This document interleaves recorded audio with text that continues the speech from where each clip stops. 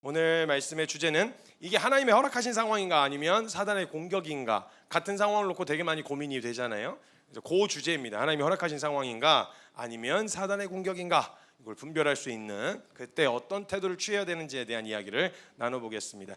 민수기 14장 1절에서 11절까지의 말씀입니다. 민수기 14장 1절에서 11절까지의 말씀입니다. 한 절씩 번갈아 가면서 읽고 마지막 절은 함께 한 목소리로 읽도록 하겠습니다. 제가 먼저 읽겠습니다. 온 회중이 소리를 높여 부르짖으며 백성이 밤새도록 통곡하였더라. 자손이 다 모세와 아론을 원망하며 온 회중이 그들에게 이르되 우리가 애굽 땅에서 죽었거나 이 광야에서 죽었으면 좋았을 것을.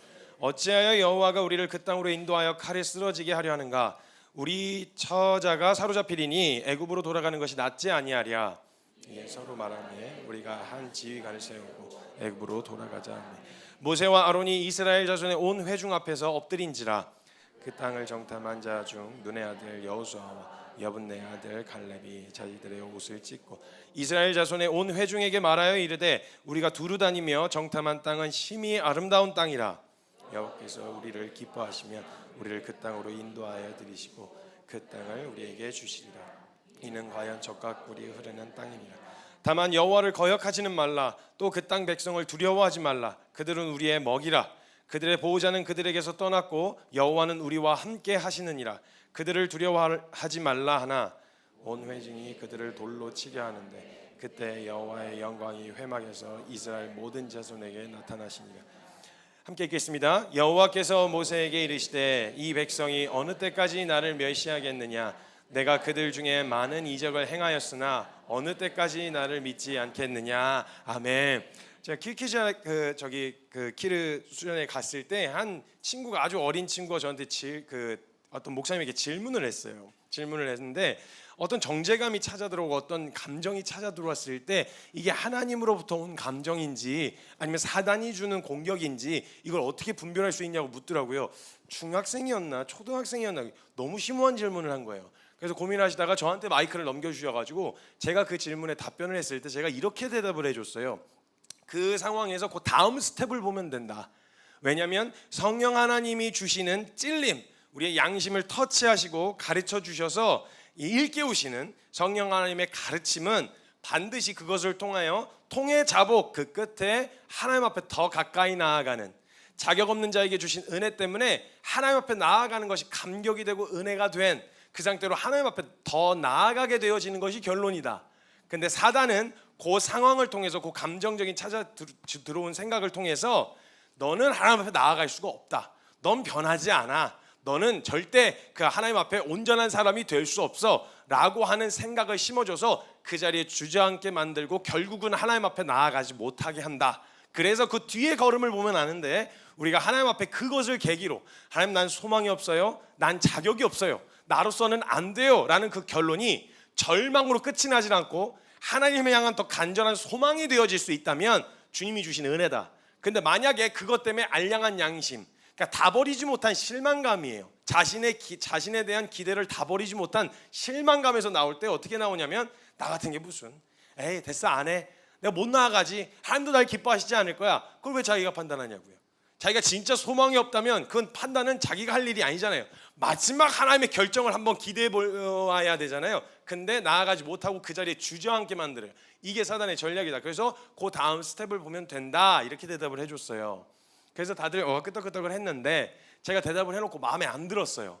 그래서 뒤에 와가지고 이렇게 설명할 걸, 이렇게 그 설명을 거기서는 못했고 기회가 안 주어져가지고 속상해갖고 오늘 그냥 해야 되겠어요. 그 질문에 대한 답을 제가 다 대답을 못한 거를 너무 속상해가지고 다시 좀 해야 될 것 같아서 오늘 이제 그 이야기를 하려고 하는데, 여러분 질문을 조금 바꿔서 이야기를 해볼게요. 이걸 좀 더 포괄적으로 질문하면 어떤 상황 내지는 감정이 딱 찾아 들어왔을 때 이게 하나님이 주신 건지 아니면 사단이 흔들려고 하는 건지 이게 분별이 잘 안 될 때가 있습니다. 그럴 때 어떤 태도로 서야 되는가, 이거 굉장히 큰 주제이거든요. 굉장히 큰 고민이고요. 근데 그때 어떤 태도로 섰었고 어떤 태도로 싸워보려고 했었는지에 대한 그 원리를 오늘 나누려고 하는 거예요. 그래서 그 어떤 그 분별하는가, 이 상황과 이 감정이 어디서 온 것인가에 대한 부분을 요 질문으로 바꿔서 오늘 대답해 보려고 하는데요. 일단 저와 여러분은 그리스도인입니다. 그리스도인은요, 백은 없어요. 하나님의 살아계심을 믿고 그분이 나에게 행하신 일을 다는 몰라도 어느 정도 아는 선만큼은 믿고 가겠다 결정한 게 크리스찬입니다. 그래서 만약 진짜 내가 크리스찬입니다 라고 이야기한다면 성경적 근거로는 그거부터 시작하는 게 크리스찬이에요. 그래서 초대교회 성도들도 이건 일단 자체가 그걸 확실하게 믿고 시작할 수밖에 없었던 건, 만약에 예수를 그리스도로 인정하는 순간 삶의 모든 기본권이 박탈당했습니다. 그래서 지하에서 카타콤 묘지에서 숨어서 살아야 되는 이런 핍박과 고난 가운데 있는 성도들이 많았었기 때문에 예수를 믿겠습니다 하면 그 뒤로 돌아갈 생각, 하나님의 실존과 하나님이 내게 행하신 일 아는 만큼만이라도 그걸 다시 뒤로 물을 생각을 하지 않은 채로 시작하는 게 그리스도인의 삶입니다. 그러니까 저와 여러분 안에 항상 모든 질문을 하나님 믿지 않는 사람, 그냥 하나님에 대한 정보만 들은 사람처럼 고민을 하시면 안 되죠. 대전제는 깔려 있어야 되지 않습니까? 어떤 상황이 와도 어떤 질문이 찾아 들어와도 절대 그 전제를 깔아놓고 시작되어지는 전제의 전제가 있지 않습니까? 그 가장 기본적인 전제가 되는 게 공리라고 하지 않습니까?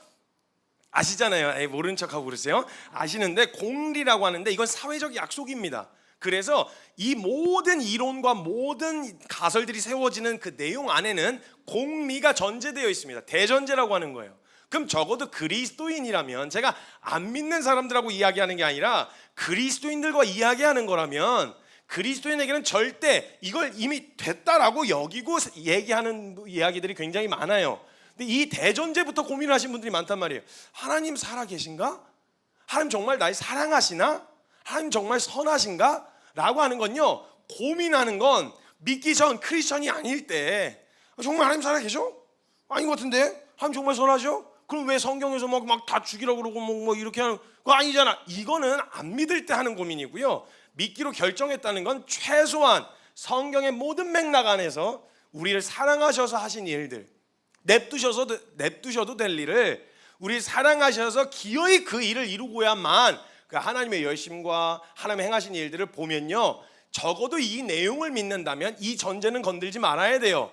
하나님은 선하시다, 하나님은 살아계시다, 하나님은 사랑이시다, 누구보다 날 사랑하시고 누구보다 내게 선하시다, 그리고 나에게 가장 좋은 것을 주시려는 분이시다라는 대전제를 깔고 상황을 해석하려고 해야, 그래야 그 다음 스텝으로 넘어가는데, 만약 이 전제마저도 제대로 깔려있지 않으면 상황 닥칠 때마다 이스라엘 백성들 같은 태도가 나온다고요. 같은 상황을 보고 같은 환경인데 이 전제가 깔려있으면 당장은 고통스러워. 제가 드리는 말씀은 고통스럽지 않은 것을 말씀드리는 게 아닙니다. 힘들지 않아요. 예수 믿으면 어려운 상황도 어렵지 않고요, 힘든 상황도 힘들지 말아야죠, 뭐 이런 얘기를 하는 게 아니에요. 아픈 걸 어떡합니까? 아니 다 지나가다가 여기 지나가다 엄지발가락을 그냥 문지방에 쪘어요. 그럼 믿음 있으면 안 아픕니까? 그게?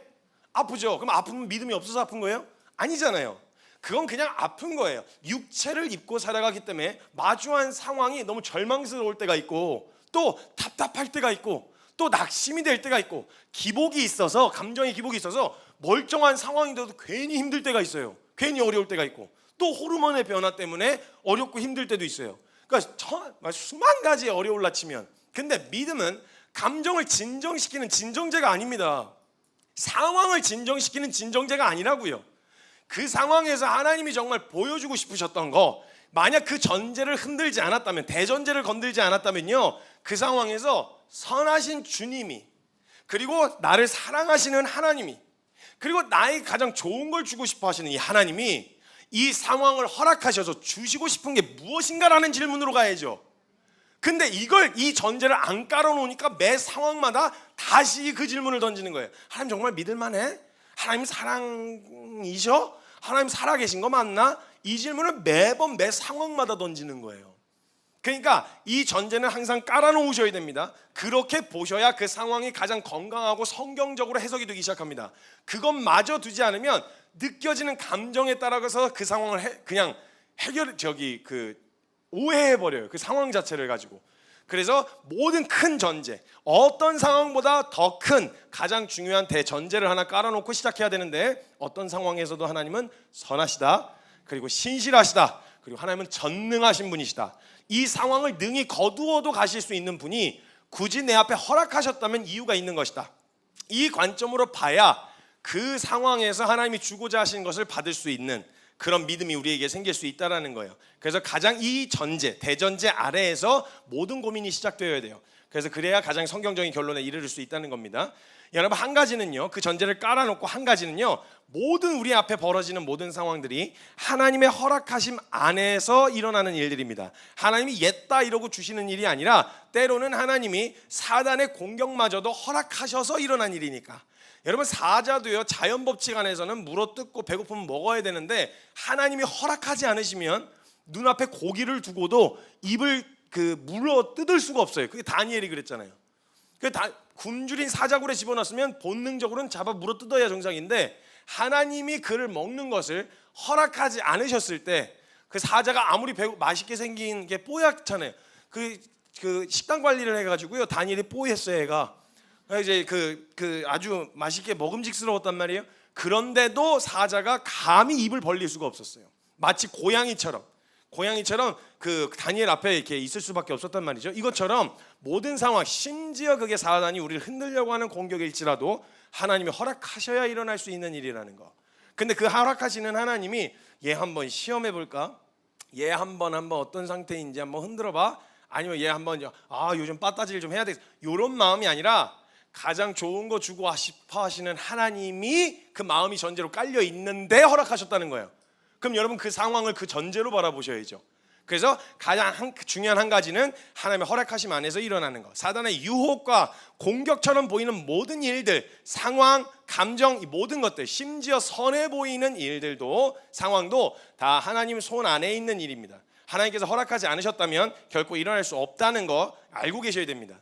다만 그 상황 자체가 어디서부터 발단이 되었느냐 보다 더 중요한 건, 상황은 같은 상황인데 그 상황에서 누가 원하는 대로 반응할 것인지가 중요합니다. 여러분, 질문을 이렇게 바꾸셔야 돼요. 그 상황에서 이게 사단으로부터 온 거야, 아니면 하나님의 뜻이야, 하나님이 허락하신 주신 상황이야 라고 하는 질문은 별로 중요하지가 않아요. 왜냐하면 모든 상황이 다 하나님의 허락하심 안에서 일어났기 때문에 그 시작의 발단이 사단이 흔들려고 하는, 욥을 공격하는 것처럼 흔들려고 하는 공격일지라도 하나님이 오케이, 거기까지는 허락하마 라고 허락하에 일어난 일이기 때문에 이 확실한 전제가 깔려 있어야 된다는 거죠. 근데 여기서 우리가 고민해야 되는 건 출처, 여기가 어디서부터 온 것이냐가 중요한 게 아니라, 그 상황을 허락하신 하나님도 우리가 그 상황에서 반응하기를 원하시는 그 반응이 있을 거란 말이에요.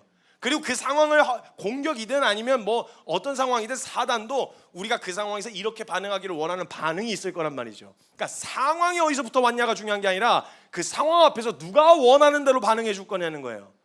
누구 좋으라고 할 거냐는 거죠. 누구 좋으라고 할 거예요. 이거에 대한 싸움이라는 거예요, 결국은. 그래서 그 상황 자체가 어디서부터 왔는지를 너무 깊이 묵상 안 하셔도 돼요. 상황은 같은 상황인데 그 상황을 통해 누가 원하는 반응으로 반응할 것인지에 대한 차이일 뿐이라는 거죠. 그래서 하나님은 상황적으로 하나님을 누리기에 적합한 환경들이 있죠. 에덴 동산, 그 환경은 에덴 동산에서 끝났어요. 그래서 하나님 그냥 딱 상황 둘러보면 너무 좋아. 여기가 그냥 느껴지는 느낌부터 시작해서 모든 게 다 천국이야. 그런 상황만을 허락하시지 않습니다, 하나님은.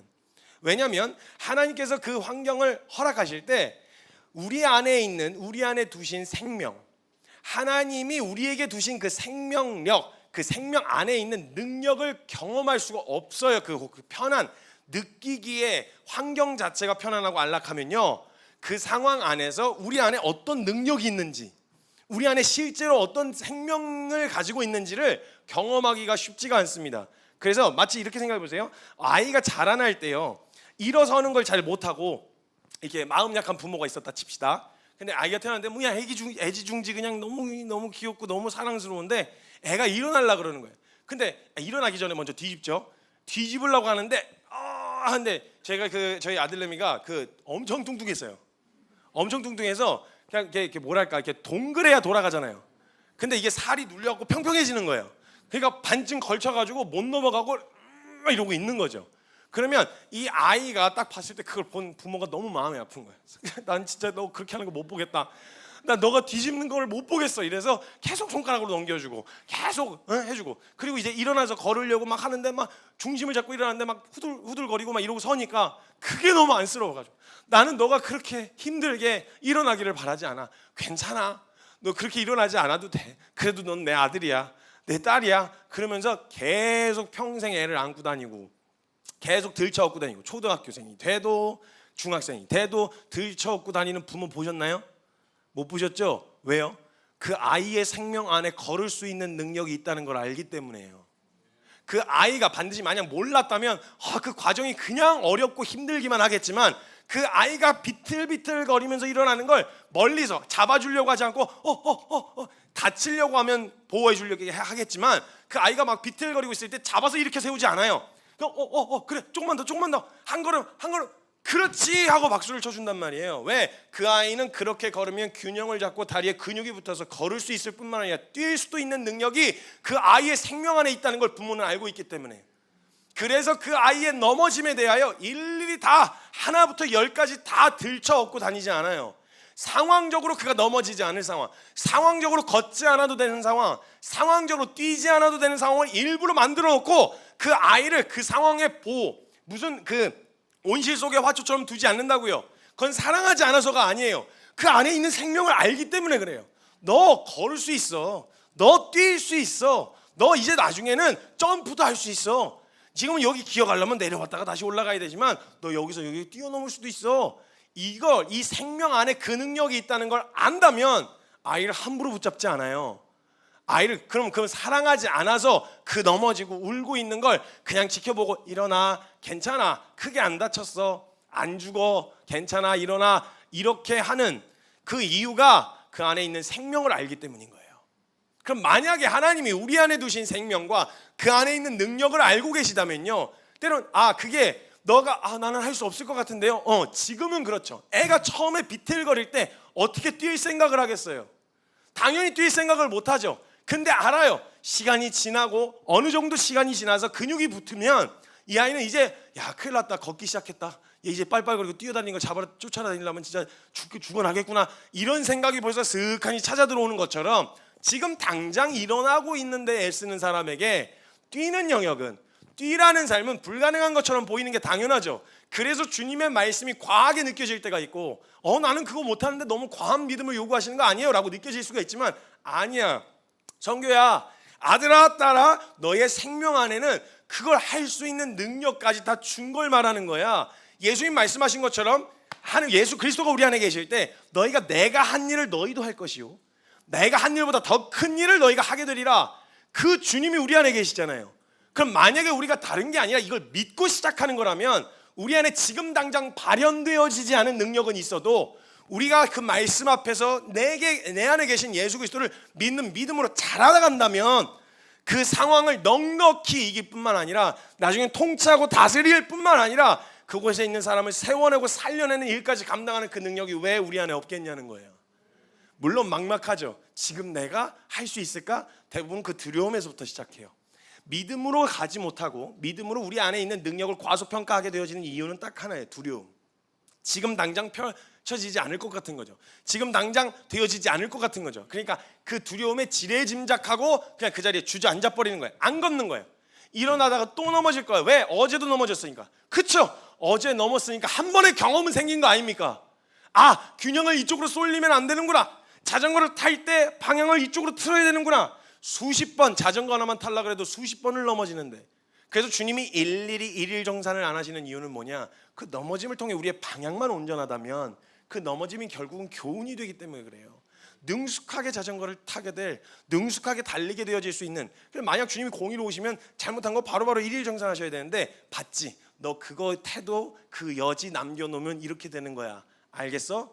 근데 만약 우리 안에 돌이킬 마음이 없다라고 한다면 그 주님 책망하시겠지만, 만약에 진짜 제대로 서보려고 하는 걸음 가운데에 넘어지면 주님이 허락하시고, 때로는 마치 무심할 만큼 그 넘어짐에 이렇게 주저앉아 있는, 처박혀 있는 자리에 그 두시는 이유는, 가끔 이제 부모님을 보면 알아요. 이거 그럴 줄 알아. 엄마가 얘기했어 안 했어? 얘기했어 안 했어? 이걸 배워야 되는 거예요. 그러니까 한 번은 경험시켜 줘야 되는 거죠. 그러니까 그런 상황 가운데서 하나님이 우리에게 허락하신 상황 안에서, 손 안에서 어떤 상황들, 어려운 상황 내지는 이거는 사랑이 부족해서가 아니에요. 관심이 부족해서도 아니고요. 어렵지 않다는 말, 다시 말씀드리지만 어렵지 않다는 말이 아니고요, 힘들지 않다는 말이 아니에요. 근데 그게 사랑이 부족해서나 관심이 부족해서 일어난 일이 아니라는 거예요. 하나님 손 안에 있는 일이며 그 가운데서 하나님이 정확하게 우리가 원하시는, 하나님이 원하시는 반응이 있고요, 사단이 원하는 반응이 있단 말이에요. 그래서 그 부모가 아이 안에 있는 생명의 능력을 알기 때문에 그 아이의 서툰 걸음걸이와 그리고 걷는 그 과정을 기다려줄 수 있는 것처럼 하나님도 동일하게 그런 마음으로 우리 안에 있는 생명이 발현될 수 있는 그 상황을 굳이 바꿔주지는 않으시는 거예요. 저 하나님 이거 못할 것 같은데요? 하나님 난 이거 못해요. 아닌데 너 그거 할 수 있어. 할 수 있어. 한 번에는 못할 수도 있어요. 근데 안 되는 게 아니란 말이에요. 주님이 그걸 아시면 한 번만 더 부딪혀봐. 아니 된다니까, 무너진다니까. 한 바퀴만 더 돌아봐. 안 무너지잖아요. 막 여리고 돌 때 이스라엘 백성들이 이걸 왜 돌지? 이러면서 한 바퀴 돌았는데 그 다음날 와갖고 퇴근해갖고 얼마나 어이없었겠어요. 그거 며칠 동안 했는데 여리고성 한 바퀴 돌고 나서 앉아가지고 우리가 뭐한 짓이냐 이거. 이거 기미도 안 보이고 아주 슬슬 무너지기라도 하든지. 그럼 뭐 기미도 안 보이는데 이게 애들이 얼마나 미쳤다고 생각하겠냐. 그리고 두 번째 날하고 또 현타 오는 거예요. 뭐한 짓이야 이게. 그러니까 마지막 도는 그 모든 걸음 가운데까지 보이지 않았던, 전혀 기미가 보이지 않았단 말이에요. 근데 도는 거예요. 그 돈 것이 축적되어지고 인간으로서 한 며칠 도는 동안 돈만큼 우리에게선 절대 가능성이 나올 수 없다는 확실한 절망이 딱 내려지고 무너지면 주님이 하셨다죠. 우리가 순종하면 우리 생명 안에 그런 능력이 있네. 순종했을 때 하나님이 하신 일을 볼 수 있는 능력, 이게 있다라는 걸 몇 바퀴든 돌아야 되는 거예요. 근데 한 바퀴만 찔끔 돌고 안 해, 못해, 안 되잖아 이러면 기가 막힌 거죠. 여러분 모든 분야와 모든 영역에서 컴퓨터, 운동, 게임, 그 다음에 뭐 공부, 하루 딱 하고 나서 안 되는데요? 안 되잖아 이렇게 하면 얘가 그냥 하고 싶지 않다고 생각되지 그게 진짜 안 된다고 생각하진 않잖아요. 아니, 당연히 뭘 하나 차화시키기 위해서 시간이 걸리고 씨름이 있어야 정상 아닙니까? 주님도 그 과정을 허락하시는데 그 상황에서 지레짐작 두려움 때문에 한 발자국 찔끔 걸어놓고 아우 못하겠어요 이렇게 주저앉게 되어진다는 거예요. 하나님은 물론 제가 보기에도 하나님은요 굶기는 걸 원하지는 않으시더라고요. 주님 먹이시는 분이세요. 그런데 굶기셨다면 하나님이 반드시 우리에게 말씀하고 싶어 하시는 게 있구나라는 생각을 하게 됐었어요. 그리고 그때 찾아봤을 때는 꼭 있었고요. 평탄한 상황을 허락하시고 싶어 하세요. 근데 사단이 우리를 흔드는 상황을 허락하시는데 그런 마음이 있으시면서도 사단이 우리를 흔드는 상황을 허락하시는데, 왜냐하면 사단이 흔들려고 작정한 상황이 우리 앞에 딱 펼쳐지더라도 하나님은 그것을 통해 우리 안에 있는 생명 안에 어떤 능력이 있는지를 경험시켜주고 싶으신 거예요. 그 능력이 발현되는 것을 반복적으로 훈련하실 수 있는 분이죠. 사단의 공격인데도 그 공격을 은혜의 도구로 삼아갖고 훈련 과정으로 삼으실 수도 있는 분이세요. 그 하나님의 허락하심 안에서 일어난 일이라고요. 그냥 우리 앞에 펼쳐지는 그 어떤 상황도 하나님의 선하심을 의심할 만한 상황은 없습니다. 우리 앞에 펼쳐지는 그 어떤 상황이 아무리 크고 높아 보여도 우리 주님보다 클 수는 없습니다. 그 하나님 손 안에서 일어난 일이라는 거예요. 그 전제를 깔아놔야 이 상황이 해석이 된다는 거죠. 여러분 진짜 자신 있으면요 어떻게 꼬아놔도 자신 있잖아요. 그러면 그냥 하게 둡니다. 왜냐면 수습할 자신이 있는 사람은요 어떻게 해도 그냥 하게 둬요. 근데 자신 없으면 정해놔야 돼요. 너 이것만 해, 이것만 해야 돼. 그래서 하나님은요 A라고 하는 선택지, B라고 하는 선택지에서 그 상황에서 야 너 A로만 가야 돼. 왜? 너 이거 내가 계획해놓은 게 여기다 있단 말이야. 여기로 안 오면 너 지금 내가 다른 데는 대안이 없어. 이건 좀 하수 아닙니까? 너무 인간 수준 아니에요? 우리 전능하신 하나님이 우리 앞에 놓여진 그 모든 선택지 가운데 뭘 선택해든 마음만 순전하게 선택해. 그럼 내가 그 길을 평탄하게 만들 거야. 내가 너에게 가장 선한 길이 되게 할 거야. 이게 하나님의 능력이기 때문에 그 자신감으로 해봐. 선택해봐. 거기에 대한 모든, 그러니까 선악과를 앞에 놓고도 만약에 그 두려우셨으면 밤새 보추 쓰셨을 거예요. 안 먹는 것만이 답이었다면. 근데 먹었던 게 잘했다는 증거는 아니지만 먹었을 때 예수 그리스도 구속에 대한 역사를 이미 준비해놓고 하고 계셨기 때문에 그 영역을 마음껏 돌아다니면서 그 안에서 하게 하셨던 것처럼 우리 앞에 놓여진 모든 선택지 앞에 우리 마음이 온전하게 주님께 향해 있기만 하면 하나님 그 길을 가장 완전한 길로 바꾸실 수도 있는 분이시다. 자신감이에요. 자신감. 그래서 저는 이 큐브 있지 않습니까? 큐브를 못해요. 큐브를 못해서 저는 누가 온전하게 맞춰놓은 거 있으면 못 건듭니다. 왜냐면 그 섞었다가 온전하게 맞출 자신이 없어서. 제가 온전하게 맞출 수 있는 방법은 딱 하나예요. 큐브를 다 빼요. 그 다음에 다시 끼워 넣는 거. 이거밖에는 제가 할 수 있는 게 없어요. 그래서 섞어진 큐브를 가지고 와서 아들 레미가 요 손바닥만한 큐브가 있었어요. 근데 맞춰져 있는 게 있었는데 섞을 때 순서대로 섞어. 잠깐만, 섞는 순서를 보는 거예요. 제가 맞춰달라고 할 때 위에 한번 좌에 한번, 그 다음에 나중에 놓치면 아이씨 모르겠다 이렇게 되거든요. 근데 만약 큐브를 어떻게 섞어놔도 맞출 수 있는 자신감이 있으면 이렇게 건네주겠죠. 섞어봐, 마구 해봐. 이게 자신감이라고요. 하나님이 어떤 상황에서 그 상황을 막 불이 나게 쫓아다니면 있으면 일일이 막 상황 다 바꿔주고 이렇게 안 하는 건 자신감이에요. 어떤 상황도 가장 완전하고 선한 길로 바꾸실 수 있는 능력이 있으시니까. 그러니까 그 하나님이 우리가 그 하나님을 믿는 거란 말이에요. 도대체 성경 내내 이야기하는 이거 어디 가서 이야기해도 이런 하나님 믿으십니까? 우리가 믿는 하나님이 이런 하나님 맞습니까? 라고 하면 맞다고 하죠. 그럼 우리의 삶의 실제에서는 어떻냐고요? 이렇게 믿고 계시냐고요? 그 놓여진 상황에서 아예 하나님을 경험도 못 해본 사람처럼 다시 이스라엘처럼 다시 백을 해가지고 다시 하나님의 선하심을 의심하고, 분명 그 10가지 기적을 보고도 2년 반 동안 하늘에서 떨어지는 만나와 메추라기를 먹고도 그 앞에 가가지고 난 못해, 우리를 죽이려고 데리고 나왔습니까? 하나님, 이거는 선하심을 먼저 의심하는 거예요. 그러면 만약 거기 있었더라면 우리 그냥 편안하게 살 수 있었을 텐데 죽이려고 애굽 손에 칼에 죽게 만들려고 하냐? 선하심과 신실하심과 전능을 의심하는 모든 영역을 다시 처음부터 의심하는 태도, 이게 이스라엘 백성에서 나타난 태도예요. 이게 그러니까 이 안에서 하나님은요, 모든 것을 사단의 공격마저도 은혜의 도구가 되게 하실 수 있는 하나님이시기 때문에 이 상황 자체를 볼 때 누가 원하는 대로 반응할 것이냐, 내가 원하는 거 말고 하나님이 원하시는 거, 사단이 원하시는 거래. 사단님 새끼가 원하는 거, 그 원하는 방향, 어떤 방향으로 반응할 거냐, 요 차이에 달려 있다라는 거예요. 그래서 어떤 상황은 누가 준 상황이냐가 중요한 게 아니고 평탄하다고 주님이 허락하신 상황은 아니에요. 왜냐하면 그 멸망을 생명으로 인도하는 길은 좁고 협착하다 그랬잖아요. 그리고 뭐가 넓고 길도 가는 길도 넓다 그랬죠? 퀴즈? 뭐였죠? 멸망으로 인도한, 멸망이에요? 멸망 맞아요? 멸망으로 인도한, 멸망 맞아요? 아닌 것 같은데? 맞아요? 오케이. 멸망으로 인도하는 길은 문도 넓고 가는 길도 넓다 그랬어요. 평탄하다는 거예요.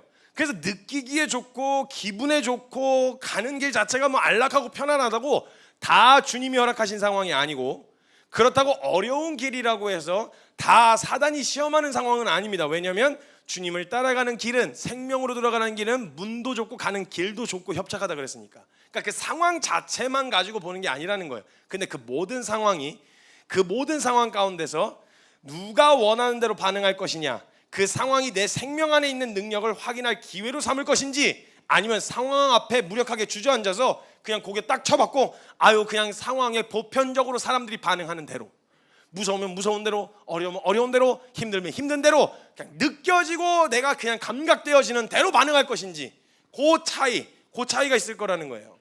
근데 그게 어떻게 모든 상황이라도 내게 유익이 되느냐 마느냐는 어디에 달려있냐? 우리의 믿음에 달려있다라는 거예요. 주님은 믿는 자를 결코 부끄럼 당하게 두지 않으세요. 가령 아무리 진짜 설명할 수 없을 만큼의 절망스러운 상황에 놓여 있다고 하더라도 그 상황이 가장 내게 선한 것, 예수 그리스도 만나게 하는 은혜의 도구가 되게 하실 수도 있는 분이세요. 그분은. 그렇기 때문에 절망 가운데 고백하는 수많은 간증들이 있지 않습니까? 가운데서 하나님을 찬양하는 거예요. 찬양을 하라 이게 아니라 거기서 만난 것 때문에 찬양할 수밖에 없게 되어진 거예요. 그러니까 그 모든 상황을 선한 것으로 바꾸실 수도 있는 분, 그분 앞에 그분이 원하시는 반응대로 반응할 것이냐, 아니면 느껴지는 대로 반응할 것이냐, 요 차이일 뿐이라는 거죠. 모든 상황 앞에서 여러분 사단의 전략을 파악하고 있으면 분명한 태도를 취할 수 있을 거예요. 여러분 사단은요, 정확하게 우리에게 다른 게 아니라 두려움으로 눈을 멀게 만들어요. 두려움. 그래서 두려움 같은 이게 돋보기 같은 걸 주는 거예요. 멀리 있는 건 보이지도 않게 하고요, 가장 가까이 있는 걸 엄청 크게 보이게 만드는 돋보기처럼 눈에다 씌워버려요. 그 두려움이에요. 그래서 상황을 나보다 더 크게 보이게 만들어요. 근데 팩트도 그 상황이 나보다 큰 건 사실이에요. 그래서 나와 그 상황을 비교하게 만들어요. 봐, 너 이거 넘을 수 있어? 봐, 너 이거 해결할 수 있어? 너 인맥으로, 너 혈연지연 학연으로 너 이 문제 해결할 수 있어? 안 되지. 너 실력이나 능력으로는 이 문제 해결 가능해? 안 되지. 너 이거 못 넘어. 너 이거 잘못 넘으려고 시도했다가 미움 사가지고 또 도태당하지나 말고 그냥 주어진 운명대로 살아. 이게 사단의 전략이에요. 두려움을 심어줘서 모든 상황이 나보다 더 크게 보이도록 만들고 원래 기존의 크기보다 더 크게 보이게 만드는 거예요. 나하고 비교하면서. 그래서 상대적 비교가 되니까 얘는 더 커 보이고 나는 더 작아 보이는 거죠. 그러니까 그냥 쳐받고 내가 말하는 대로 살라 이거예요. 너 내가 시키는 명령대로 따르라는 거예요. 이게 사단이 원하는 전략이에요. 그래서 두려움을 심어줘서 실제보다도 더 크게 보이게 만들고 거대하게 보이게 만들어서 주저앉아서 다시는 기어오를 생각을 못하게. 쳐다도 보지 마. 너 다시 뭐 믿음으로 산다는 둥, 뭐 다시 뭐 이렇게 한다는 둥 생각도 하지 마. 너 어떻게 자빠졌는지 알지? 너 어떻게 꼬꾸라졌는지 알지? 너 이 상황 못 넘어. 너 또 똑같은 상황 되지면 너 이길 수 있을 것 같아? 너 그 상황 넘을 수 있을 것 같아? 안 돼. 그거 해보다가 막 열심히 썼고 나 젊었을 때는 해봤는데 왜? 해봤잖아. 안 됐지?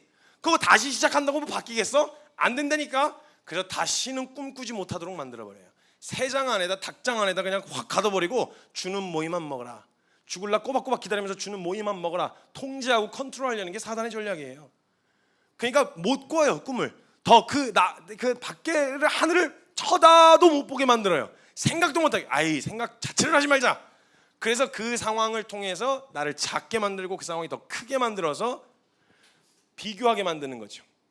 그래서 거대하게 보이게 만들어서 주저앉아서 다시는 기호를 생각 못하게. 다시는 뭐 믿음으로 산다는 둥, 뭐 다시는 내가 주님 앞에 뭐 뛰어들어서 헌신을 한다는 둥, 뭐 다시는 막 내가 이렇게 산 이런 생각을 아예 못하게 만들어요. 아예 질려버리게 만듭니다. 이게 사단이 원하는 방향이에요. 근데 여러분 여러 가지 상황들을 경험해 보셨지만요, 시간 지나고 막 죽을 것 같아 막 이렇게 막 했었던 막 상황들요, 그거 한takie 또 그 두려워서 움직이지 못하고 막 두려워만 하고 있다가 한번 진짜 제대로 한번 그 영역을 딱 부딪혀서 한번 딱 띄워놓고 나잖아요. 그러면 할만한데? 뭐 약간 이런 생각이 찾아 들어오는 영역들이 굉장히 많아요. 그러면 사람들이 밖에서 제가 메시지를 전하면서 사람들이 와 하는 영역 중에 하나가 뭐냐면 공동체로 산다는 거예요. 근데 공동체로 산다고 생각했을 때 그걸 어떻게 지금 하나님 나라 위해서 막 막 이러거든요. 그래서 저는 조금 이상해요. 그래서 그게 그렇게 막 할 주제는 아니에요. 똑같이 먹고 똑같이 다들 닭장처럼 공동체 생활 하시잖아요. 아파트에서 모르는 사람이라서 그렇지. 공동체 생활 하시잖아요. 같이 공동 관리비 내고 하시잖아요. 저희도 독립적인 공간은 있어요. 있기는 따로 방이 있긴 있어요. 뭐 사무실도 있고 그냥 같이 살고 같이 밥 먹고 그냥 그런 것 뿐이에요. 그리고 그래서 뭐가 대단한, 그래서 그거 막 엄청 막 다들 긴장하면서 무슨 뭐 거의 죽을 것처럼 들어와요. 그 군대 입대하는 것처럼 들어와요. 막 사역자들이 막 들어올 때 제가 막 주를 위해 죽겠습니다 이러면서 막 들어와요. 근데 놀고 보면 뭐해? 뭐 하고 있는 거야? 놀아, 먹어, 쉬어. 뭐 사람 다 살만해요? 사람 사라집니다. 살면 사라진다. 그냥 사라져요. 그 상황에서 내가 생각했던 것만큼 내가 두려움으로 부풀려 놓은 상상만큼 괴롭진 않아요. 그 부푼 상상력만큼 힘들진 않아요. 네, 그거보다 더 힘든 상황이 펼쳐질 때도 있긴 있습니다. 그래서 제가 전부 다라고 말씀드리는 거 아니에요. 전부 다 그런 상황이 아니라 대체적으로 굉장히 많은 영역들이 사실 부딪혀보면 별거 아닌데 부딪혀보지 않고 그냥 하는 바람에 근데 애기들 보세요. 물에 한번 담글라 그러면 막 거의 막 안아서 물에 담글라 그러면 다리 막 제 아들내미 그거 물 한번 집어넣으려고 죽을 뻔했거든요. 그래서 결국 딸 데리고 들어가면 거기서 이렇게 휘휘하고 놀아요. 별거 아니지. 그럼 목욕탕 한번 데리고 갔더니 못 들어가잖아. 막 이러는데 그리고 나서 딱 안고 또 들어가니까 별거 아니지. 사실 부딪혀 보면 별거 아닌 영역들이 굉장히 많은데 굉장히 많은 영역들에 제한을 걸어놓고 상상력으로 만들어오는 그게 실제인 줄 알고 걸음 한번 제대로 못 걸어보고 거기에 주저앉아 있는 크리스찬이 많다 이 말이에요. 그거 얼마나 답답하겠냐고요. 그거 얼마나 내 안에 그런 능력이 있는데 주님도 보시기 너무 답답하니까. 그래서 진짜 어려운 상황 펼쳐졌거들랑 진짜 주님이 답답하다가 진짜 너무 답답해가지고 네가 한번 보라고. 네 안에 어떤 생명이 있는지 한번 봐 하고 가. 그래서 나중에 부모님들도 화나고 짜증나고 그러잖아. 먹어, 해, 몰라, 해. 이렇게 해서 그렇다고 자식인 걸 포기하진 않지만 그냥 해. 너 먹어, 처먹어. 치과를 가든지 뭐 하든지 이빨 썩어서 잡아 뽑든지 뭐 알아서 해. 이래갖고 이렇게 하는 것처럼 주님이 아들임을 포기하신 건 아니지만 너 안에 그 생명이 있다니까, 너 그거 계속하면 너한테 어려워진다니까, 이런 것들을 경험하게 해주려고 때로는 허락하신다라는 거예요. 그러니까 이 사단이 욕을 이 상황을 두게 만들어갖고 계속 두려워서 걷지도 못하고 이걸 포기해야 되고 저걸 포기해야 되고 하는데, 실제로 가면 포기할 게 많이 없어요. 왜냐하면 포기할 만큼 뭔가 많이 가지지 않으셨거든요, 대부분. 근데 주님을 위해서 막 포기하면 막 미래도 포기해야 되고, 아니 제가 늘 말씀드리지만 청년들 중에서 자꾸 주님 앞에 미래를 포기하고 뭐 내려놓는다 그러는데, 뭐 미래가 되긴 해요? 뭐 보여요? 아니 자꾸 나 청년들 그런 얘기할 때마다 그래 뭐 사실 솔직한 말로 속된 말로 짬처리지. 나 모르겠어 에라라 막 이렇게 그냥 넘기는 거지. 그걸 자꾸 뭘 포기한다 그래. 아니 우리가 믿는 하나님이 가장 완전하신 하나님이라면 미래 맡기는 것만큼 안전한 게 어디 있어요? 삼성 이건희 회장이 살아있을 때 이건희 회장이 와가지고 이재용으로 해야 되겠구나, 죄송해요. 이재용 회장이 와가지고 내가 너 앞으로의 모든 삶을 책임진다 이러면 든든해요 안 해요? 든든해줘. 안 든든해요? 뭘 하고 싶든지 내가 다 지원할 테니까 너, 그럼 적어도 이재용만큼 믿어야 될 거 아닙니까, 하나님을. 우리가 성경대로 믿는다면, 제가 성경 없는 얘기하는 거예요? 그런 하나님이 그걸 안 믿는 사람들에게 얘기하는 거예요? 믿는 다음에 그러면 그 정도는 믿어야 정상 아니냐는 거예요. 전 그냥 당연한 소리를 당연하게 아주 시끄럽게 하고 있는 중이에요. 당연한 소리를. 근데 왜 이 당연한 걸 현실로 돌아가면 안 되냐고요. 제가 한 번은 제가 모든 고정적인 후원을 끊게 되어진 계기가 있었어요. 뭐였냐면, 제가 아들내미가 100일이 안 돼갖고 열이 펄펄 나기 시작하는 거예요. 그래서 바구니에 들고 얘를 쫓아다니면서 병원을 쫓아다녔어요. 100일. 근데 이 아이가 100일이 안 된 채로 막 열이 나니까 입원을 시켜야 돼서 요만한 발에다가 막 바늘 찔러놓고 이러니까 막 못 보겠더라고요, 저는. 그리고 나서 입원한 게 6인실이었어요. 6인실인데 거기 아픈 아이들이 많이 있고 워낙 그 면역력이 세원하지 않은 아이니까 제가 나왔을 때 간호사가 조용히 아이가 너무 어려서 그런데 혹시 1인실이나 이걸 뭐 이렇게 거의 들어가라는 말은 아니고 1인실이나 2인실로 들어가면 좋을 것 같습니다. 지금 소아병동이나 이런 데가 지금 이렇게 좀 여건이 좋지 않아서 그렇게 하면 어떻겠냐고 저한테 그 페이퍼를 주는데, 보는데 가격표를 보는데 6인실은 보험이 되는데 저기가 1인실은 안 되잖아요. 근데 하루 보니까 안 되는 거예요. 그때 재정상이 많이 어려웠거든요. 근데 그런 상황이 되는데 제가 너무 속이 상한 거예요. 그때 하필 제가 막 완전히 거의 순교 직전에 차를 타고 다니던 차에서 중고차로 바꿔가지고 재정을 어느 정도 지불한 상황이라 또 하필 재정이 뚝 떨어졌었어요. 그러니까 없는 상황에서 막 원망이 되는 거야. 차를 왜 내가 이걸 해갖고 다시 팔아? 막 별의별 생각이 다 드는 거예요. 그러면서 이제 아내하고 그 아이하고 병원에다 두고 6인실에 애들 막 울고 막 어느 정도 큰 애들이 거기 있는 데다 두고 제가 따로 나왔어요. 따로 와서 집으로 돌아왔는데 제가 너무 불안한 거예요. 그리고 너무 속이 상한 거예요. 너무 무기력한 부모라서, 아빠라서 너무. 그래서 제가 이 핸드폰을 들고 그 전화번호부를 뒤지기 시작했어요. 내가 만약 지금 이런 상황에서 진짜 절박한 상황에서 내가 전화를 걸으면 돈 100만 원이라도 보내줄 수 있는 사람이 있을까 하고 찾아보는데, 몇 명 사업하시는 분들 또 그때 관계하고 친하게 지냈던 어떤 회사 대표님 이렇게 보이는 거예요. 눈이 번뜩번뜩 들어오는 거예요. 근데 갑자기 제가 진짜 절박하면 해야 되겠다, 전화. 진짜 이거 내 힘으로 안 될 것 같은 상황에서 뭘 못하겠다, 그럼 나 이거 무조건 알려야 되겠다. 내 일도 아니고 막 자식 새끼 일이면 나 눈 돌아간다, 그냥 해야 되겠다. 근데 돈 100만 원이라도 돈 1000만 원이라도 보내줄 수 있는 사람이 있다는 걸 확인하고 나니까 제 안에 핸드폰을 이렇게 딱 내려놓으면서 안심이 되는 거예요.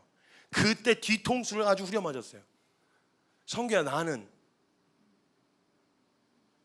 주님이 저한테 물으시는 거예요. 성규야, 나는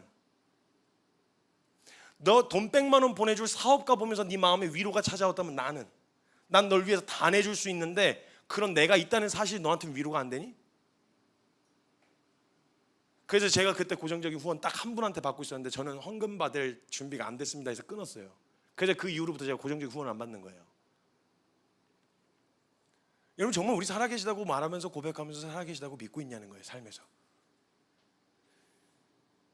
사단이 주는 두려움에 상상의 나라를 펼쳐놔서 그걸 더 실제인 것처럼, 사실 현실에 펼쳐진 실제보다 사단이 주는 두려움으로 부각된 실제가 더 큰 실제인 것처럼 착각해서 걷지도 못하고 주어지는 대로 닭장 안에 갇힌 채 날아보지도 못하고 주는 모이만 먹고 있는 게 혹시 우리 인생은 아니냐, 그럼 비참한 인생이 되지는 않냐는 거예요. 근데 그 같은 상황인데 믿음은요, 그 상황에서 그 하나님의 선하심을 깔아놓은 대전제가 깔려있는 그 믿음은요, 그 상황을 나하고 비교하게 만들지 않아요. 그 상황을 주님하고 비교하게 만들어요. 그래서 그 믿음으로 상황을 봤을 때 이 상황이 나보다 큰 건 사실, 근데 이 상황이 내가 믿는 하나님보다 크진 않다. 지금 이 내 눈앞에 보이는 이 상황이 정말 높아. 난 저기까지 닿지 않아. 맞아. 근데 내가 믿는 하나님이 만약 사실이라면, 내가 믿고 있다면 이 상황이 주님보다 크진 않다. 여러분, 만약 그 고백이 안 나온다면 내가 정말 성경대로 하나님 믿고 있는지는 점검하셔야죠. 확인해 볼 기회 아닙니까? 그것조차도 기회예요. 그것조차도 은혜예요. 그래서 믿음은 그 상황과 하나님을 비교하게 만들어서 내가 믿는 하나님과 그 상황을 비교했을 때, 내 안에 계신 예수 그리스도와 그 상황을 비교했을 때 한번 기어 올라볼 만한데? 라는 생각을 갖게 만들어요. 한번 내가 저기 넘을 수는 없는데 점프라도 한번 해봐. 어떻게 알아 주님이 이렇게 멱살 잡고 휙 넘기게 하실지. 그러니까 몇 번이라도 시도해볼 수 있게 하는 그 용기는 넘을 만한 상황이어서가 아니라 내가 믿는 하나님이 그 상황보다 더 크시기 때문이라는 거예요. 그러니까 여러분, 내게 맡겨진 과업, 내게 주어진 미션, 내가 수행해야 될, 순종해야 될 수많은 여러 가지 문제들, 상황들 앞에 딱 놓여있을 때 그것과 나를 비교하지 마시라고요. 어차피 안 돼요. 계산기 두드려도 계산 안 나오면 그건 계산을 초월하시는 주님한테 맡겨야 될 일이라는 거예요. 이 당연한 소리가 우리에게 실제가 되게 하자 이 말이에요. 그래서 그 상황 앞에 놓여 있을 때 내가 이걸 해야 돼요, 내가 비즈니스를 해야 돼요, 내가 뭘 해야 돼요, 여러 가지 상황 앞에 놓여 있을 때 그 상황이 이걸 내가 순종할 수 있을까, 내가 수행할 수 있을까, 내가 지켜낼 수 있을까가 아니라 이 상황을 다스리고 계시는 분이 하나님이시다. 나 그거 잘 믿고 있나? 나 그분 신뢰하고 있나? 오늘 내가 하는 작은 어린아이 같은 도시락 내어놓은 걸 수만 명을 먹이실 수 있는 하나님 앞에 난 내 도시락 다 가져가고 있나? 이걸 봐야죠. 이걸. 그래서 우리의 믿음은 그 상황과 하나님을 비교하게 만들어요. 그래서 두렵지 않은 건 아니에요. 근데 믿는 백이 있는 사람은 겁나긴 해도 소리 한번 질러볼 수 있는 거예요. 그래서 그 영상, 옛날에 그 유명한 영상이 있었지 않습니까? 어떤 막 그 퓨마가 쫓아와가지고 애기곰 잡아먹으려고 했는데 그 애기곰이 왕 이렇게 했는데 그렇게 하고서 쫓아오니까 다시 한번 왕 했는데 퓨마가 도망간 거예요. 그래서 지가 이긴 줄 알았더니 나 뒤에 봤더니 어미곰이 이렇게 워 이렇게 서 있었던 거예요. 퓨마가 그 어미곰 보고 도망간 건데 지 보고 도망간 줄 알고 애기곰이 이렇게 뿌듯했다, 뭐 이런 약간 그런 영상이 있어요. 주님의 약속이 우리한테 위로가 될 수는 없겠습니까, 여러분? 내가 세상 끝날까지 너희와 항상 함께 있으리라. 여러분, 이 약속이 남아있다면요, 적어도 그걸 의심하고 스스로 돌아서지 않았다면 하나님 우리와 함께 하십니다. 그 함께 하시는 하나님은요, 내가 마주한 그 모든 상황보다 더 크신 하나님이시라는 거예요. 상황은 같은 상황이지만 누가 원하는 방향으로 반응할 것이냐는 거예요. 따라서 전혀 다른 결론이 도출되어져요. 어떤 방향으로, 누가 원하는 방향으로 반응할 건지에 따라서 한번 기어올라 볼 만하게 만드는 거죠. 안 돼, 이 상황 바뀌지 않아, 안 될 것 같아, 수많은 고민들이 찾아오지만 한번 해볼 만하게 만드는 건 내가 믿는 하나님이 일단 그 상황보다 더 크시다. 내가 그런 마음으로 뛰어들어서 부딪히면 잘못된 길이면 수정해 주실 거고, 내가 돌이켜야 될 길이면 주님이 확 바꿔주실 거다라고 하는 믿음으로 한번 기어올라 볼 만하게, 고개 한번 확 쳐 들고 한번 시도해 볼 만하게 만드는, 여러분, 그리스도인들에게서 시도하지 않으면 누가 시도합니까? 이 세상을 바꾸겠다는 꿈을 꾸지 않으면 누가 꾸겠냐고요. 어차피 우리가 믿는 하나님이 계산되시는 하나님이세요? 아니잖아요. 그럼 어차피 내 눈앞에 펼쳐진 상황이 계산기 두드려도 안 되는 상황이면 그냥 툭 한번 건드려 보기라도 하자는 거예요. 안 무너질 것 같은데, 에이, 모르겠다, 그냥 가서 한번 걷어차보지라도 하자는 거예요. 뭐라도 한번 해보자는 거죠. 주님이 그것을 통해서 갑자기 그 타이밍에 맞춰 벼락을 떨구셔가지고 그 문을 무너지게 하실지 어떻게 알아요? 아니면 진짜 여리고성처럼 무너지게 하실지 어떻게 하냐고요. 그러니까 계산 안 나오면 계산기 내려놓고 그냥 계산 안 되는 믿음으로 한번 부딪혀보자는 거예요. 한번 걸어보기라도 하자는 거죠. 생당수의 많은 영역들과 상황들이 생각한 것만큼 아프지 않은 경우가 많아요. 생각한 것만큼 넘지 못할 일이 아니라는 걸 발견할 때가 많아요. 부딪혔을 때 하나님은 같은 상황 앞에서 우리한테 말씀하시는 거예요. 확실한 약속으로 말씀하시는 거예요. 그 상황이 너보다는 커도 나보다는 크지 않다. 그 자신감 있으신 하나님의 허락하심 안에서 일어날 일들이고, 또 그것을 가르쳐 주시기 위해서 우리 안에 그런 생명이 있다라는 걸, 그런 능력이 있다라는 걸 보여주시기 위해서 상황을 해결해 주시는 것보다는 그 자리에서 이악 물고 한 걸음 한번 걸어보라고 독려하시는 거예요. 하나님이 그 상황을 치워주시는 게 아니라 마주하게 하시는 거죠. 왜냐? 마주해야 내 안에 있는 생명이 어떤 능력을 가지고 있고 절대 그 상황 앞에 무력한 존재가 아니라는 것을 확인해야 되는 거죠. 그 상황이 어떻게 쉽겠습니까? 근데 궁금하지 않으세요? 저와 여러분 안에 내주하신다는 예수님이 가지신 능력, 우리 안에 모시고 산다는 예수 그리스도가 가지신 그 생명의 능력이 어느 정도인지 그 한계를 좀 보고 싶은 생각 없으세요? 확인해보고 싶더라고요. 정말 어디까지 하실 수 있는지. 물론 무한하신 분이시죠. 한계가 없으신 분이신데 늘 우리 한계 때문에 그분을 의심하잖아요. 내 한계 때문에. 그러니까 한번 확인해보기 위해서라도 주님은 그 상황을 마주하게 하셔야 된다는 거예요.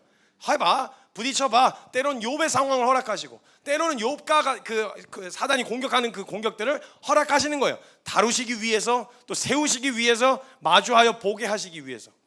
그래서 하나님은 사단의 공격마저도 우리를 세우시고 우리에게 꼭 있어야 할 것을 주시는 은혜로 바꾸실 수 있는 분이시라는 걸 확실하게 하셔야 됩니다. 오늘 본문 말씀에 12명의 각 지파를 대표하는 사람들로 정탐꾼이 꾸려졌어요. 그리고 현장에 가서 가나안을 정탐하라 했죠. 똑같은 걸 봤습니다. 똑같은 걸 보고 12명이 돌아왔어요. 근데 그 중에 10명은 정확하게 지금 말씀드렸던 것처럼 똑같이 사단이 원하는 대로 반응을 합니다. 같은 상황을 봤는데 마주한 상황과 누구를 비교했냐? 자신들과 비교했어요. 지금까지 애굽에서는 자기들이 나올 수 있어서 나왔어요? 그 광야에서는 자신들의 능력으로 살아남을 수 있어서 살아남았어요? 아니었잖아요. 근데 그걸 보고도 그 앞에서 사단이 확 두려움을 심어주니까 그들 안악자손들과 그들의 마병과 기병들을 보고 성벽을 보니까 너무 높아. 이것과 자신들을 비교하니까 내가 너무 작아 보이고 거기가 너무 커 보이는 거예요. 그러니까 자기들과 비교하니까 메뚜기 같이 보이는 거죠. 정확하게 사단이 원하는 대로 원하는 방향으로 반응했어요. 이스라엘 백성들이 애굽을 나와서 홍해를 건넌 다음에 2년 반 만에 가데스바네아라는 곳으로 갔었는데 광야 40년 연장이 여기서 결정나요. 여기서 보였던 태도 때문에. 그래서 그 10명이 정확하게 사단이 원하는 방향으로 반응을 했고 그 두려움 때문에 감히 가나안 쳐다도 못 봤어요. 들어갈 엄두 자체를 내지를 못하는 거예요. 그리고 완전히 기어들어갈 생각 자체를 포기하게 만들었어요. 그러니까 뭐라 그래요? 지도자를 세워서 애굽으로 돌아가자, 백하자. 다시 하나님의 능력으로, 전능한 능력으로 빠져나왔던 곳을 내가 해결할 수 없는 상황에 마주하니까 다시 돌아가자 하고 돌아가 버리는 거예요. 기가 막히게 사단의 전략이 이거라고요. 정확하게.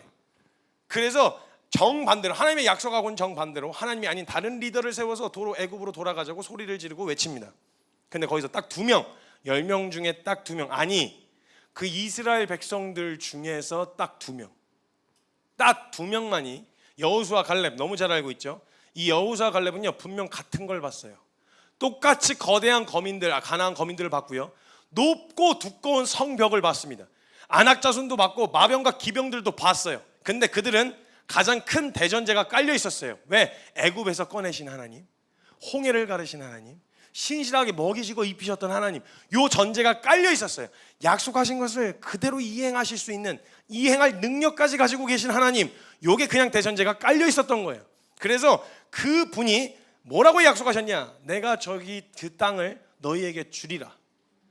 근데 주리라는 약속이 있는데 상황은 줄 것처럼 보이지 않은 상황인 거죠. 그러면 약속이 더 큽니까? 그 상황이 못 들어갈 것 같고 이기지 못할 것 같은 상황이 더 큽니까? 현실적으로는 그게 더 커 보여서 사단이 주저앉게 만드는데 지금 거기서 뭘 보기를 원하시냐? 일단 마주해서 네 앞에 놓여진 것이 크면 클수록 하나님의 크심을 더 그 수준만큼 저거보단 크시구나, 기준이 생기는 거예요. 저 상황보단 크시구나, 저 나라보단 크시구나, 저 민족보단 더 대단하신 분이시구나라는 기준이 생기게 된단 말이에요. 너가 보는 그거보다 크다, 너가 확인한 우주의 거리보다 더 크신 분이시다, 너가 본 것 중에 가장 큰 것 중에서 더 크신 분이시다. 요 기준이 딱 생기게 되어지고 하나님의 크심을 경험할 수 있는 기회가 있었는데 그게 가나안 앞에서였단 말이죠. 근데 여호수아 갈렙이 정확하게 하나님이 원하시는 대로 반응을 합니다. 그 상황 앞에서 딱 상황을 마주하니까 나랑 비교하면 나보단 커. 근데 약속하신 하나님보다 크진 않아. 그러니까 뭐라고 이야기하냐? 내 수준에서 봤을 때 하나님 약속 빼놓고 봤으면요, 그들이 우리의 먹이다가 아니라 우리가 그들의 먹이다 이렇게 고백해야 맞아요. 그런데 하나님이 신실하시고 전능하시고 능력 있으시고 우리에게 선하신 분이시란 전제가 깔려 있으니까 그 상황을 어떻게 해석하냐? 저들은 우리의 먹이다. 한번 해볼 만한데? 한번 부딪혀 볼 만한데? 걸어 들어갈 용기가 어디서부터 나왔냐? 신뢰에서부터 나왔다 이 말이에요. 이걸 보라는 거예요. 그래서 그 땅을 우리에게 주신다고 약속하셨고 그 믿음을 바탕으로 그 땅을 보았더니 안악자손과 가나안 거민들과 자신들과 함께 하시는 하나님을 비교하게 되는 거죠. 그러니까 이렇게 고백하고 외치는 거예요. 8절 9절, 여호와께서 우리를 기뻐하시면, 우리의 능력에 달려있다는 말이 아니에요. 하나님이 우리를 기뻐하시면 우리를 그 땅으로 인도하여 들이시고 그 땅을 우리에게 주시리라. 이는 과연 젖과 꿀이 흐르는 땅이니라. 다만 여호와를 거역하지는 말라. 또 그 땅 백성을 두려워하지 말라. 그들은 우리의 먹이라. 그들의 보호자는 그들에게서 떠났고 여호와는 우리와 함께 하시느니라. 그들을 두려워하지 말라. 이렇게 얘기합니다. 하나님을 신뢰했더니 비벼볼 시도라도 해보게 만들었다 이 말입니다. 사실 뭔가 시도하기 전에 사단의 전략인 두려움 때문에 고민만 하다가 문 한번 두드려보지도 못하고 안 될 거야, 불가능해 이러고 주저앉아버리고 다시는 믿음으로 시도해볼 생각마저 포기한 채 머리를 박고 있는 신앙생활을 하고 있지는 않냐는 거예요. 고개를 바짝 지켜 드셔야 됩니다. 도끼를 품으셔야 돼요. 왜냐면 그 상황, 네가 그 상황으로 나를 주저앉히는 건 가능해. 근데 날 붙들고 계신 하나님을 무릎 꿇릴 수는 없지. 그리고 하나님은 약속하시기를 내가 그분을 믿는다면 그 믿는 자를 결코 부끄럼 당하게 내버려 두지 않으시겠다고 하신 분이시기 때문에 그 상황 앞에 무릎 꿇게 안 두십니다. 그거 자존심 상한 일이에요. 여러분 생각해 보세요. 누가 내 새끼가 남의 사람 저기 남의 자에 저기 가가지고 무릎 타서 한번 용서해 주세요. 그런 막 할 수 있는 게 없군요. 사실 우리는 뭐 잘못해서 무릎 꿇으면 꿇어야 되겠죠. 그러나 우리 주님은 그거 하실 수 있는 모든 걸 해결하실 수 있는 능력이 있으신 분이잖아요. 아무 앞에서 머리 숙이는 거 허락하지 않으십니다. 주님은. 그래서 오죽하셨으면 우상 숭배를 경멸하셨던 이유는 내가 있는데 어디 가서 대가리를 숙이는 거야 지금. 너 내가 있는데 지금 어디 가서 무릎을 꿇어? 어디 가서 두 손을 들어 지금? 우상 숭배를 경멸하셨던 이유예요. 하나님의 능력을 의심한 거거든요. 그냥 하나님의 살아계심을 믿는 사람들의 하나님 그 신뢰하는 사람들에게 아무 데서나 무릎 꿇게 두지 않으십니다. 아무 데서나 고개 숙이게 하지 않으십니다. 그 어느 때보다 도끼 있게 그냥 눈을 번쩍 지켜주셔야 돼요. 내가 살아계신 하나님이 이 상황 어떻게 이겨내게 하시는지 한번 보자고요. 우리 안에 어떤 생명이 있는지 한번 보시라고요. 그걸 직면하게 하시기 위해서라도 주님이 보여주시기 위해서라도 세우시는 그 허락하신 상황, 허락하실 때가 있다는 거죠. 지금의 상황, 마주하고 있는 일 저는 잘 모르겠습니다. 그리고 그게 힘드냐 안 힘드냐 감히 평가하진 않겠습니다. 그러나 한 가지 하나님을 믿는 사람으로서 확실하게 말씀드릴 수 있는 게 있습니다. 인간이 인생을 살아가며 겪을 수 있는 그 어떤 일과 상황도 주님보다 클 수는 없습니다. 내 안에 계신 주님이 얼마나 크신지 한번 경험해 보기 위해 주먹이라도 한번 휘둘러 보자는 거예요. 사실 이 말씀을 저에게 하시는, 저 무서워서 이렇게 시끄럽게 크게 얘기하는 겁니다.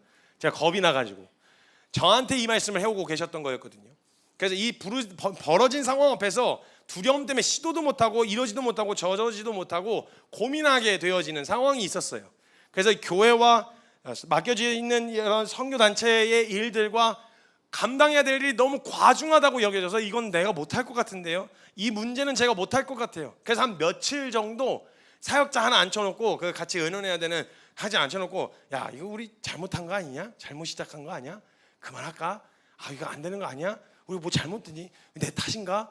네 탓이냐? 아니면 이래가지고 서로 맞대면서 뭐가 문제지? 어떻게 해야 될까? 이 영역을 어떻게 타개해야 되냐? 막 머리를 굴리고 계산기를 두드리고 하는데 계산이 안 나오는 거예요. 그래서 그 고민만 하고 아무것도 답이 나오지 않을 때 그 상황에서 시도도 못하고 고민만 하는 건 또 우리 스타일이 아니고요, 우리의 부르심이 아니었습니다.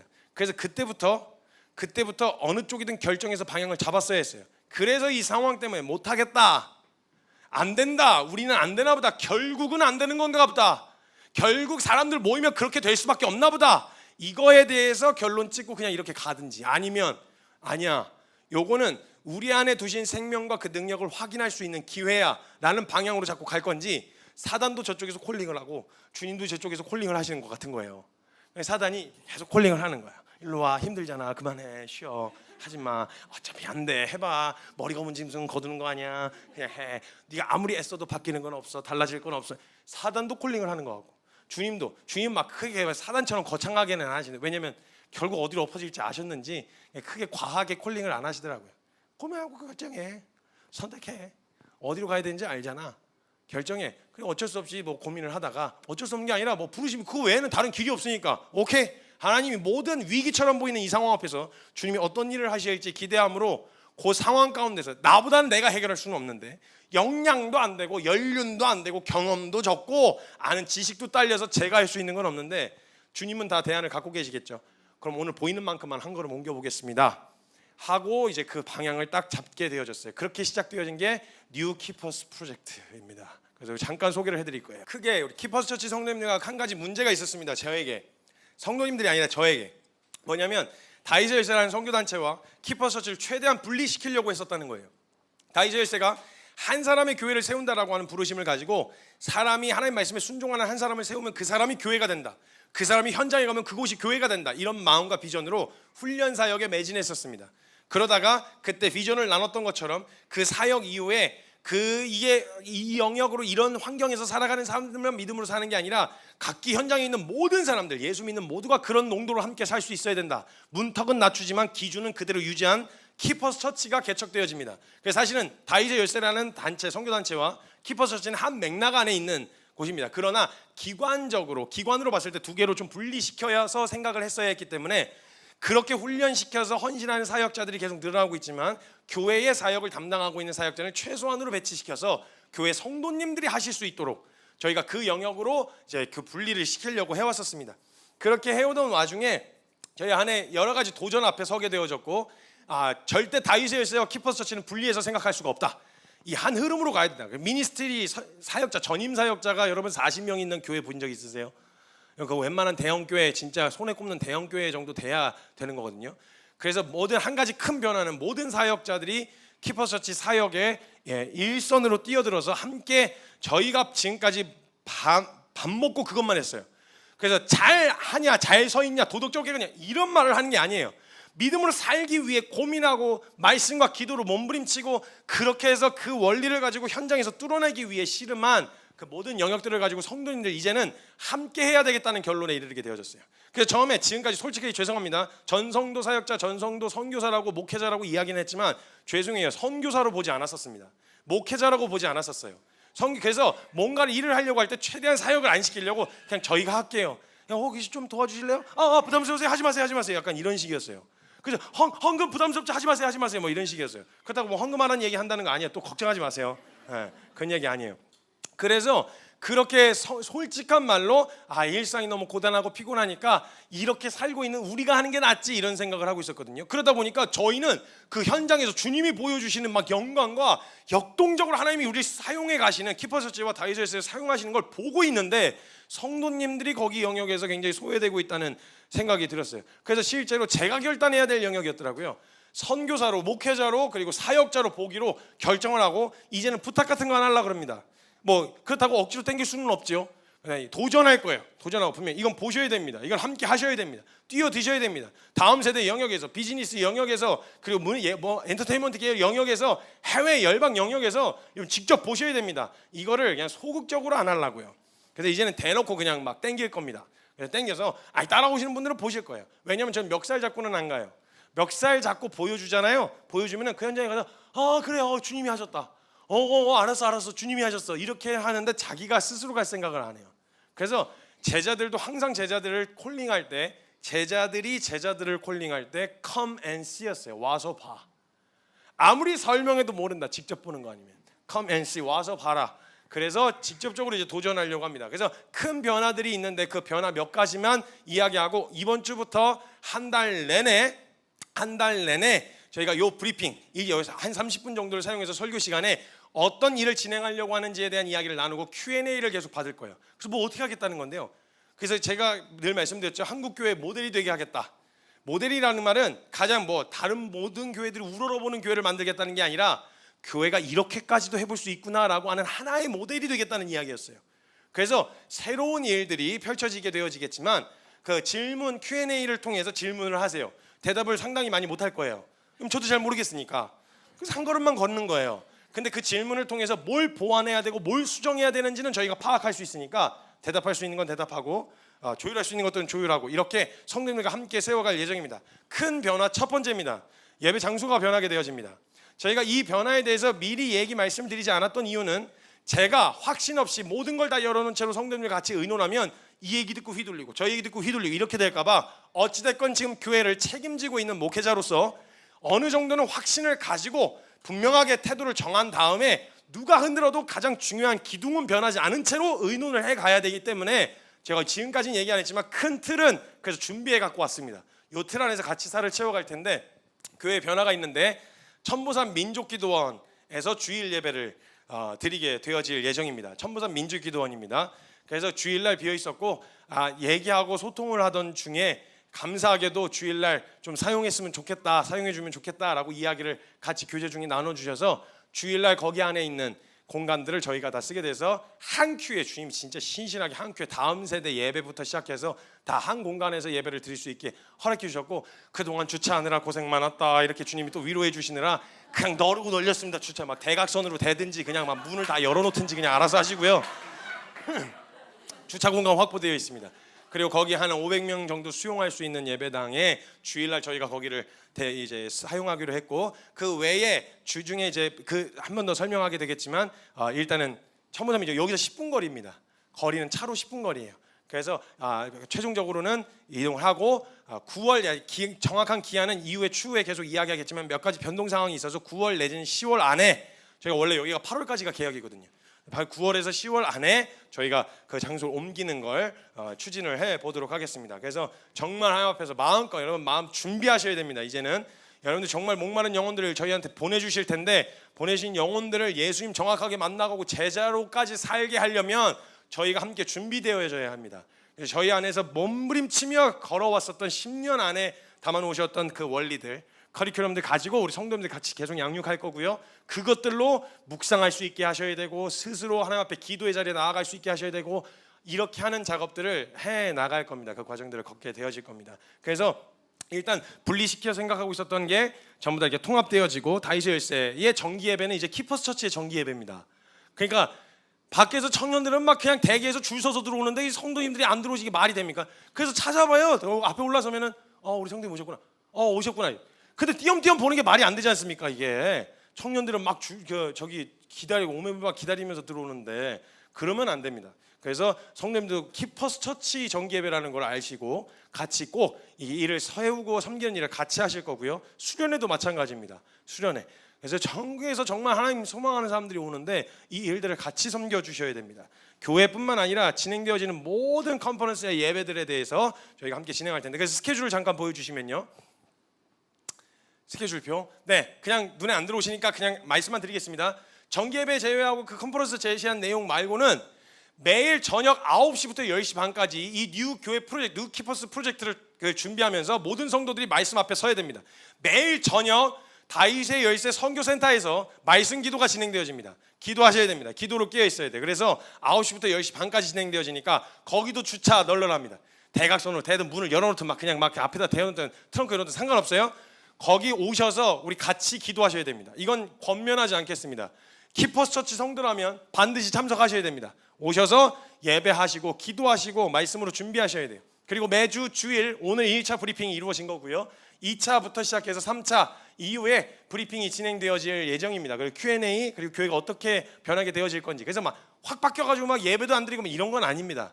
똑같이 제가 말씀 전하고 같이 예배를 드리고는 있으나 성도님들이 이제 사역자처럼 현장에서 내게 맡겨진 현장, 그리고 하나님 나라를 위해서 대놓고 사역하는 현장, 여기에 같이 뛰어드셔야 됩니다. 그래서 어떻게 변하는지 잠깐 컨퍼런스가 열리는데 그 어떻게 변하는지 좀 보여드리면요.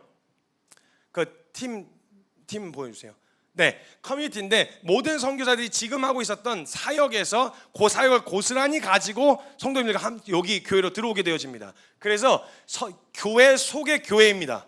여기 독립적인 교회처럼 같이 예배를 드리고 하게 되어지겠지만 요 특성과 사역의 어떤 방향성을 가지고 예배를 드리는, 그래서 비즈니스 영역에서 나 진짜 그냥 교회 왔다 갔다 하면서 일하는 정도가 아니라 비즈니스 영역에서 정말 하나님 앞에 제대로 한번 부딪혀 보려고 합니다. 그 커뮤니티를 세워가고 그 영역 안에서 하나님 나라를 함께 꿈꾸는 커뮤니티가 형성될 텐데, 그 팀들로 예를 들면 양육, 케어, 훈련, 그 다음에 난 어디로 들어가기 싫어서 그냥 교회만 왔다 갔다 할 텐데요, 이렇게 어중간하게 떠 있는 사람 포함해서 모두를 케어하는 파트가 존재하고요. 그리고 비즈니스의 영역, 진짜 관심 있고 하나님 나라의 영역에 뛰어들기 원하시는 파트로 들어가시면 됩니다. 근데 이건 어떻게 하는지에 대해서는 구체적으로 브리핑 날짜를 통해서 큰 그림만 보여드리는 거고요. 브리핑 날짜를 통해서 알려드리도록 하겠습니다. 그래서 뭐 다 예배를 드리실 수도 있습니다. 매일매일 예배가 있을 수도 있고요. 어쩌면 어느 날은 이쪽 예배, 어느 날은 저쪽 예배 가보실 수도 있고요. 그래서 주일날에는 우리가 함께 예배를 드리지만 주중에는 따로 모임을 갖고 예배를 드리게 되어지는 이 일들, 그리고 자체적으로 기획해서 일들을 추진해가는 이런 일들을 같이 해 나갈 예정입니다. 그래서 이제는 선교사로 보기로 했습니다. 그래서 타겟은 명확합니다. 물론 여러 성도님들 안에서 예수님을 믿고 처음 이렇게 하시는 분들도 계시고 해서 케어하는 파트를 만들고 케어하겠지만, 제가 1차적으로 예수님이 하셨던 방식대로 리더들을 세우고 리더들이 또 그 리더들을 세우고 리더들이 또 그 리더들을 세우는 이 방향으로 같이 함께 뛰어들려고 합니다. 구체적으로 한 파트마다 여기는 어떤 교회예요? 키퍼처치예요. 다 키퍼처치인데 요 안에서 같이 독립적으로 예배를 드리고 사역을 기획하고 같이 만들어가는 사역을 하자는 게 아니에요. 이거 절대 오해하시면 안 돼요. 일을 하자는 게 아닙니다. 보여드리고 싶어요.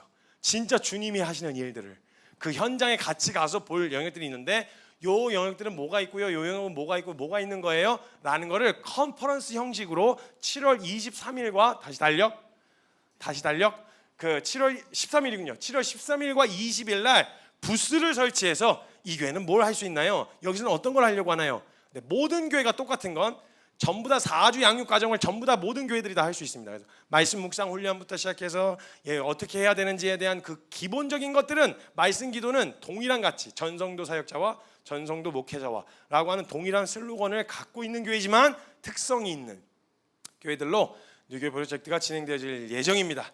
뭔지는 감이 안 오시고 뭔가 시끄럽긴 한데 뭐가 변하기는 변하는구나. 그래서 천부산이래, 주차 걱정은 없겠다, 딱 이 생각만 드실 수도 있는데, 지금 이제 변화되어지는 모든 과정 안에서 우리 함께 같이 달려나아갔으면 좋겠습니다. 마음을 딱 단단히 우리 성도님들, 키퍼처치 성도님들 단단히 먹으셔야 됩니다. 왜냐면 지금 정말 하나님이 감사하게도 다이저스와 키퍼처치를 보시면 아시겠지만 성도 수에 비해 구독자가 너무 많지 않습니까? 그리고 지금 그 외에도 지금 연결되어서 함께 사역하고 있는 사역들을 통해서 문을 열고 계세요. 제가 항상 기도했거든요. 하나님, 필요한 사람들이 있다면, 그리고 보내셔야 되는데 누굴 보내야 될지 잘 모르시겠거들랑 그때 저희를 가장 먼저 떠올려 주십시오라고 구했거든요. 근데 그런 마음으로 우리 같이 함께 뛰어드셔야 됩니다. 그리고 현장에서 정말 보셔야 돼요. 하나님 살아계신 거, 하나님 어떻게 일하시는지. 그래서 상속자까지 마인드 세팅을 하세요. 하나님 유업을 같이, 하나님 나라를 확장하는 자로 선다라고 하는 이 마인드를 가지고 우리 함께 달려나가는 키퍼처치 성도님들 되셨으면 좋겠습니다. 기도합시다. 우리의 능력과 한계만 보면 사실 마주하는 모든 상황들이 다 우리보다 커 보이죠.